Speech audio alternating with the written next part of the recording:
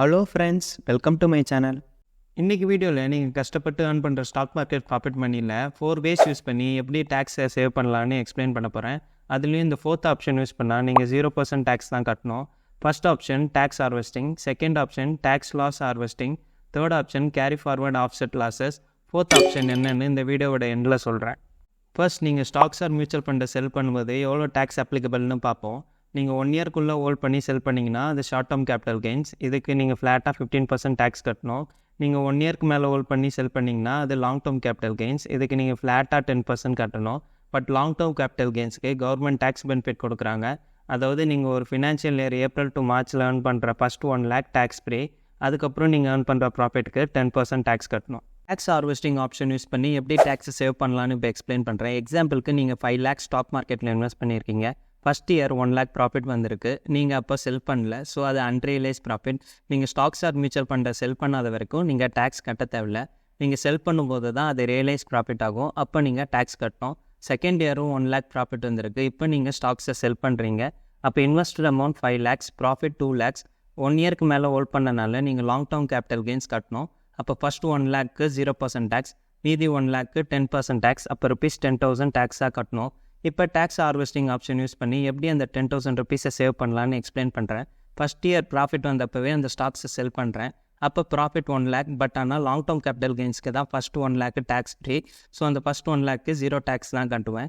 இப்போ என்கிட்ட 6 lakhs இருக்கும். அதை நான் மறுபடியும் ரீஇன்வெஸ்ட் பண்ணுறேன். நம்ம எக்ஸாம்பிள் படி செகண்ட் இயரும் 1 lakh ப்ராஃபிட் வந்திருக்குன்னு கேல்குலேட் பண்ணோம். இப்போது அடுத்த ஃபினான்ஷியல் இயர் ஆகிட்டனால இந்த இயரில் earn பண்ணுற ஃபஸ்ட் 1 lakhக்கு டேக்ஸ் பெனிஃபிட் உண்டு. அப்போ செகண்ட் இயரில் வர 1 lakh ப்ராஃபிட்க்கு 0% டேக்ஸ். ஜஸ்ட் நீங்கள் 1 இயரில் வந்த ப்ராஃபிட்டை செல் பண்ணி ரீஇன்வெஸ்ட்மெண்ட் பண்ணனால ₹10,000 டேக்ஸை நீங்கள் சேவ் பண்ணீங்க. இப்போ tax loss harvesting option use பண்ணி எப்படி டேக்ஸை சேவ் பண்ணலான்னு எக்ஸ்பிளைன் பண்ணுறேன். எக்ஸாம்பிளுக்கு நீங்கள் டிசிஎஸ் ஸ்டாக்கில் 3 lakhs இன்வெஸ்ட் பண்ணியிருக்கீங்க. 1 lakh ப்ராஃபிட் வந்திருக்கு. நீங்கள் ரிலையன்ஸ் ஸ்டாக்கில் 3 lakhs இன்வெஸ்ட் பண்ணியிருக்கீங்க. ஆனால் ₹50,000 லாஸில் இருக்குது. நீங்கள் டிசிஎஸ் அண்ட் ரிலையன்ஸ் ஸ்டாக்கை 1 இயர்க்குள்ளே தான் ஹோல்ட் பண்ணியிருக்கீங்க. நீங்கள் இப்போ டிசிஎஸ் ஸ்டாக்கை செல் பண்ணுறீங்க. So short term capital gains 1 lakh ப்ராஃபிட்க்கு 15% டேக்ஸ், அப்போ ₹15,000 டேக்ஸாக கட்டணும். இதுவே நீங்கள் லாஸில் இருக்க அந்த ரிலையன்ஸ் ஸ்டாக்கையும் செல் பண்ணிங்கன்னா உங்கள் ப்ராஃபிட் 1 lakh minus 50,000, அப்போ டோட்டல் ப்ராஃபிட் 50,000 ஆகிடும். அப்போ நீங்கள் 15% டேக்ஸ் கட்டும் போது ₹7,500 டேக்ஸ் பே பண்ணால் போதும். சிம்பிளாக சொல்லணுன்னா உங்கள் லாஸில் இருக்க ஸ்டாக்ஸை நீங்கள் செல் பண்ணால் உங்கள் டேக்ஸை நீங்கள் சேவ் பண்ணலாம். இப்போது கேரி ஃபார்வர்ட் ஆஃப்செட் லாஸஸ் ஆப்ஷனை யூஸ் பண்ணி எப்படி டேக்ஸை சேவ் பண்ணலான்னு எக்ஸ்பிளைன் பண்ணுறேன். சப்போஸ் நீங்கள் வாங்கின எல்லா ஸ்டாக்ஸும் லாஸில் இருக்குது, மார்க்கெட் கண்டிஷனும் சரியில்லைன்னா அப்போ ஸ்டாக்ஸை செல் பண்ணி மணியை விட்ரா பண்ணிவிடுங்க. மெயினாக இந்த லாஸை நீங்கள் ITR 2 ஃபைல் பண்ணும்போது மென்ஷன் பண்ணணும். அப்போ தான் நெக்ஸ்ட் இயருக்கு கேரி ஃபார்வர்ட் ஆஃப்செட் லாஸ் ஆப்ஷனை யூஸ் பண்ண முடியும். அப்புறம் மார்க்கெட் கண்டிஷன் ஸ்டெபிளைஸ் ஆன உடனே மணியை ரீஇன்வெஸ்ட் பண்ணுறீங்க. உங்களுக்கு இந்த டைம் நல்லாவே ப்ராஃபிட் வந்திருக்குன்னா அப்போ நீங்கள் உங்கள் ப்ரீவியஸ் இயர் லாஸை இந்த வருஷம் ப்ராஃபிட்டோட ஆஃப்செட் பண்ணி டேக்ஸை குறைக்கலாம். எக்ஸாம்பிளுக்கு நீங்கள் 10 lakhs இன்வெஸ்ட் பண்ணியிருந்தீங்க. 1 lakh லாஸ்க்கு மணியை விட்ரா பண்ணிங்க. இப்போ மார்க்கெட் கண்டிஷன் ஸ்டெபிளைஸ் ஆனோடனே 9 lakhs ரீஇன்வெஸ்ட் பண்ணுறீங்க. இப்போ அந்த அமௌண்ட் 11 lakhs ஆகிடுச்சு.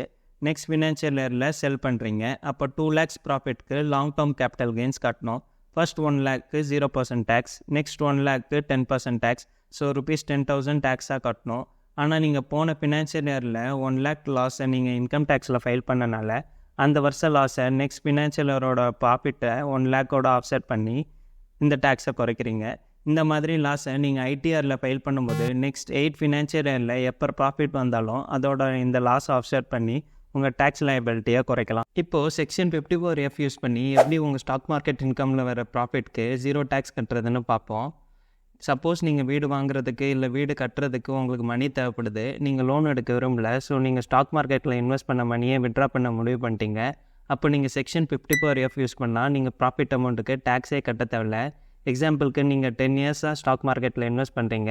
மொத்தமாக 30 lakhs இன்வெஸ்ட் பண்ணிங்க. அதில் உங்களுக்கு இப்போ ப்ராஃபிட்டோடு சேர்த்து 50 lakhs இருக்குது. இப்போ நீங்கள் வீடு வாங்குறதுக்கு இதை செல் பண்ணுறீங்க. நார்மலாக இதுக்கு லாங் டேர்ம் கேபிட்டல் கெயின்ஸ் கட்டணும். 20 lakhs ப்ராஃபிட்டுக்கு ஃபஸ்ட் 1 lakh டேக்ஸ் ஃப்ரீ, 19 lakhsக்கு 10% டேக்ஸ் கட்டணும். அப்போ நீங்கள் 1.9 lakhs டேக்ஸ் கட்டணும்.